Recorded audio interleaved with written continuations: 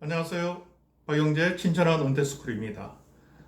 우리가 노후에 중요한 것이 5가지가 있다고 그랬죠. 일, 돈, 건강, 사회적 관계, 그리고 한 가지인 여가에 대해서 좀 오늘은 살펴보도록 하겠습니다. 자, 여가는 사실상 우리가 은퇴 후에 어떻게 시간을 보내느냐 이것과 관련된 관련된 것이라고 할 수가 있습니다.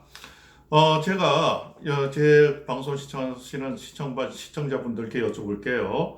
어떠한 취미 활동, 어떠한 여가 활동을 가지고 계십니까? 사실 이 우리나라 분들은 특히 오랫동안 일만 열심히 했던 분들이기 때문에 베이비 부모 세대들한테 여가, 노는 것에 대한 것은 상당히 약한 것으로 나타나 있습니다. 그런데 상당히 중요한 5가지 중에 하나다라고 이야기를 했죠. 자, 그러면은 제가 이제부터 여가에 대해서 좀 안내를 해드리겠습니다. 자, 여가, 영어로는 레저라고 이야기를 합니다. 이 레저의 어느 부분 되게 재밌게 나타나고 있어요. 레저는 라틴어의 리세레, 이건 허락해지다, 자유로워지다라는 의미입니다.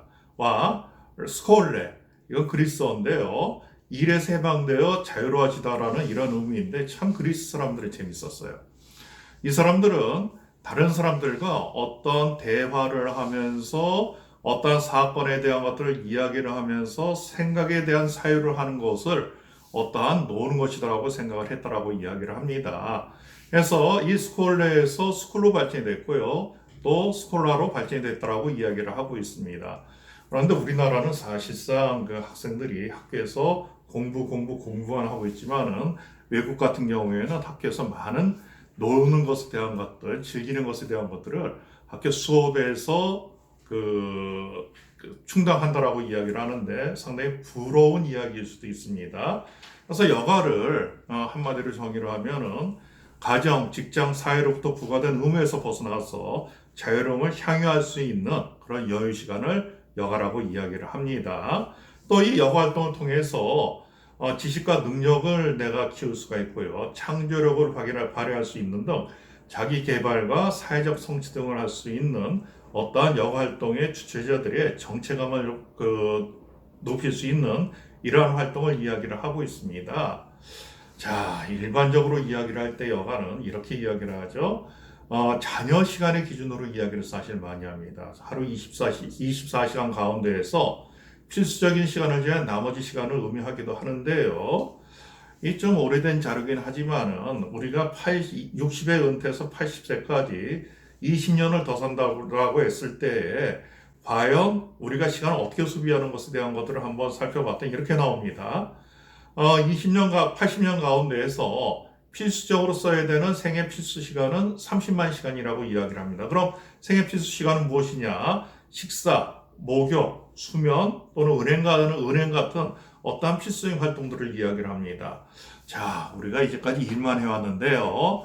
노동 시간에 대한 것은 한 11년 정도에 해당이 된다고 합니다. 자, 우리가 그동안 특히 어렸을 때는 공부하면서 아주 지겹게 살아왔는데요. 막상 교육에 투자하는 시간들은 3년에 불과하더라는 이야기. 그러니까 24시간을 기준으로 해서 따졌을 때 그러나 다음 계산해보니까 어떤 계산이 나오느냐? 전체 80년 가운데서 32년을 여가에 할애를 하는 이러한 것으로 나타나고 있습니다. 그러니까 여가는 우리 삶을 살아가는 데 있어서 상당히 중요한 한 축을 차지한다라고 보시면 됩니다. 그런데 앞서 말씀드렸듯이 여가에 대한 것은 그렇게 이제까지 우리가 일만 해왔기 때문에 상대적인 중요성을 놓치는 경우들이 많은데 특히 은퇴하신 분들에 있어서 여가에 대한 건 상당히 중요하게 생각해야 되는 점이라는 것 명심하시기 바라겠습니다. 자, 그럼 여가를 정의하려면 다음과 같이 정의가 될 수 있습니다. 자, 상대적 차원에서 여가가 있는데요. 이것은 뭐 내가 한다 안 한다라가 아니라 마음 혹은 기분이 아주 자유로운 상태를 이야기를 합니다. 자, 이건 명상이나 예배, 기도와 같은 내 마음의 아주 자유로운 마음의 상태인 동시에 자유의지가 들어가 있는 여가의 최고의 상태다라고 말씀할 수가 있겠습니다.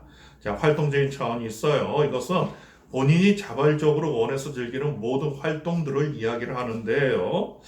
노동이나 가족을 돌봐야 되는 여러 사회적 의무로부터 벗어나 즐기는 휴식, 기분 전환, 사회적 성취, 개인적인 성취를 위해서 하는 모든 활동들을 여가라고 모든 활동들을 활동적인 차원의 여가라고 이해를 할 수 있습니다. 또 이건 포괄적인 차원에서의 이야기도 우리가 접근해 볼 수가 있는데요. 인간의 모든 행동에서 찾아올 수 있는 통합적인 속성을 이야기를 하는 겁니다. 자, 우리가 여가 활동을 통해서 어떤 필수적인 생활이 아닌 일상의 바쁨으로부터 우리를 구제하는 그러한 은총과 평화의 느낌을 가질 수 있는 이런 포괄적인 차원을 이야기를 할 수도 있습니다. 자, 또 여가에는 다음과 같은 세 가지 조건이 있어야 되는데요. 먼저 지각된 자유라는 의미가 있습니다. 자, 이것은 남이 시켜서 하는 것이 아니라 여가를 즐기는 행위자 자신이 느끼는 자유로운 마음의 상태를 의미를 합니다. 몰입, 이건 상당히 중요합니다. 한 활동에 몰두해서 다른 아무것도 하지 않는 어떤 것에 집중된 상태를 몰입이라고 이야기를 하는데요. 사실 이 몰입에 대한 것은 미하이 칙센트 미하이 박사라는 행복 심리학자가 이것에 대한 연구를 주로 했습니다. 그런데 은퇴자들한테 내가 어떤 것에 몰입할 수 있는 이러한 거리를 만든다는 것은 은퇴 후의 삶의 질을 높이기 위해서 아주 중요한 요소라고 이야기를 합니다. 자, 내재적 동기화라는 것이 있는데 이것은 내가 가장 하고 싶은 것을 추가하려는 나의 심리적 상태를 이야기를 하고 있습니다. 자, 그러면은 이러한 여가는 또 여러 가지 기능을 우리한테 주어지는데요. 첫째는 역시 휴식이겠죠. 일이나 스트레스로 인한 피로를 회복시켜주는 이러한 기능들을 가지고 있습니다. 자, 기분 전환이 될 수가 있어요. 지루한 하루의 일상에서 벗어나가지고 나만의 것을 즐길 수 있는 이런 기회를 주어지기도 합니다. 또 자아 실현의 기능을 할 수도 있습니다. 어떤 개인의 신체적 건강 증진과 더불어 가지고 감성과 이성을 개발할 수 있는 이런 기회를 제공해 준다라는 이야기입니다. 자, 우리가 여가 활동을 크게 두 가지로 분류합니다. 첫째는 개인적인 여가 활동과 두 번째는 사회적 여가 활동으로 구분할 수가 있습니다. 자, 개인적 여가 활동을 보게 되면 어떤 것들이 있냐면은 타인과 관계를 맺지 않고 개인적으로 즐기는 것들을 이야기를 하는데요. TV 시청이나 낮잠, 산책, 등산 또는 예술적인 창작 활동 같은 것들, 또 나 혼자 하는 운동 같은 것들이 개인적인 여가 활동에 속해지겠고요. 사회적인 여가 활동은 단체나 클럽, 모임 등을 통해서 공식적인 또는 비공식적인 관계에서 비롯되는 여가 활동들을 이야기하고 있습니다. 그럼 이렇게 사회적인 여가 활동과 개인적인 여가 활동을 종합해 보면은 여가는 넓은 의미에서 다음과 같이 말씀드릴 수 있습니다. 종교 활동도 여가 활동의 일부라고 볼 수가 있습니다. 자, 그런데 사실 종교 활동은요, 이 종교를 가지고 있는 분들과 그렇지 않은 분들에 비해 가지고 아주 커다란 것들을 제공을 하는데요.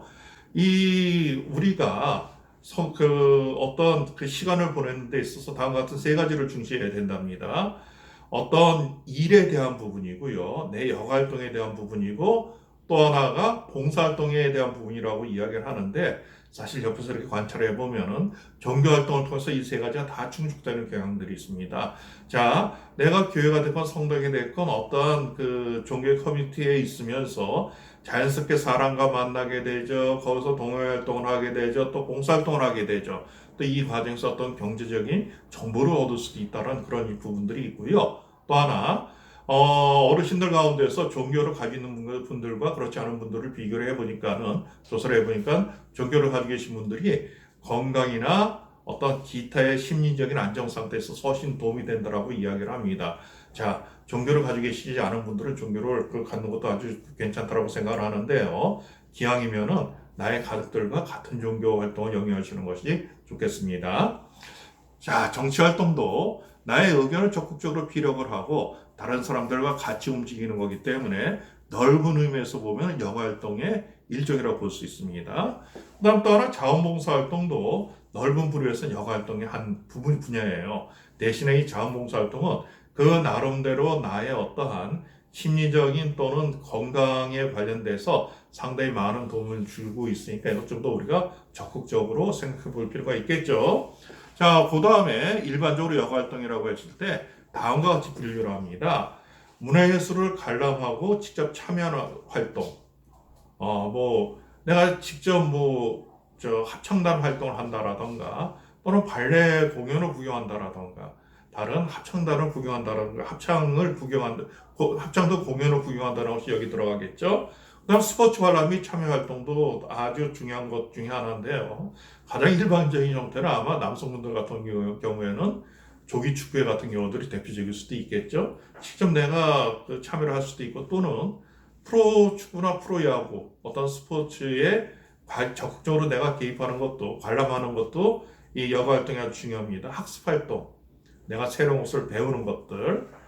이게 쉽게 얘기해서는 집 근처에 있는 주민센터를 방문해서 내가 뭘 배운다라던가 아니면 요즘 각 지자체별로 사이버 강의가 많이 개설되어 있거든요. 이런 곳에 내가 적극적으로 참여하는 것도 훌륭한 여가 활동 중에 하나고요. 자, 사교 활동, 남들을 만나고 거기에서 교류를 하는 것도 아주 중요한 여가 활동입니다. 취미, 오락 활동도 역시 이것은 뭐 두말할 필요가 없겠죠. 그 다음에 여행을 하는 것도 상당히 중요한 여가 활동 중에 하나입니다. 자, 그러면은 우리나라 시니어들의 여가 활동 1위가 무엇인 줄 아십니까? TV 시청으로 나오고 있어요. 이 조사를 보니까는 TV 및 비디오 시청 말고는 특별한 여가 활동이 그렇게 많지가 않습니다. 그런데 한 가지 가슴 아픈 것은요, 여가 활동 1위가 TV 시청인 것은 이것은 시니어뿐이 아니라 전 국민 평균적으로 가장 높은 여가 활동이 TV 시청으로 나와 있습니다. 자, 그럼 여기에서 앞으로 하고 싶은 여가 활동이 뭐냐라고 물어봤더니 1위가 여행으로 나타나고 있습니다. 자, 근데 이 여행에 대해서 우리가 참 여러 가지 생각을 할 수가 있는데요. 최인철 교수라고 서울대학교의 행복심리연구소가 있는데 여기 교수님이신데 여기 이 연구소에서 조사를 해봤어요. 일상생활에서 느끼는 행복감에 대한 조사를 해봤는데요.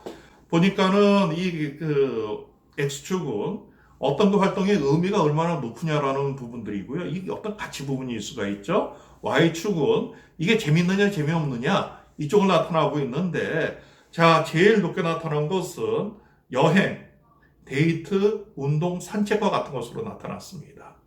자, 그러면은 자, 3, 4분면인 자, 행복감도 낮고 재미도 낮은 활동들을 보면은 TV 시청, 컴퓨터, 그다음에 SNS 활동, 낮장 같은 것들로 나타났습니다.